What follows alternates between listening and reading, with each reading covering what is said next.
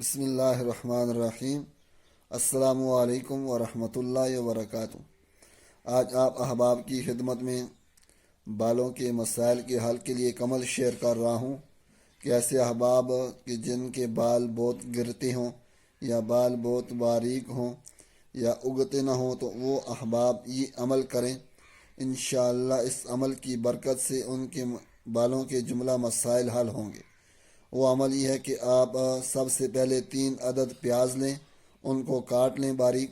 کاٹنے کے بعد اب یہ پیاز 1 کلو سرسوں کے تیل کے اندر ان کو جلا لیں۔ جب یہ جل جائیں تو اب یہ تیل آپ نے چھان لیں، بھون لیں کسی برتن یا کسی کپڑے کی مدد سے۔ اور اس کے بعد آپ نے اس تیل کے اندر کلونجی کا تیل 3 پاؤ مکس کر لیں۔ جب یہ دونوں تیل مکس ہو جائیں تو اس کے بعد آپ نے ان تیل پر سورہ فاتحہ اور سورہ واللیل اور سورہ اخلاص، یہ تینوں صورتیں 41 مرتبہ پڑھ کر دم کر دیں۔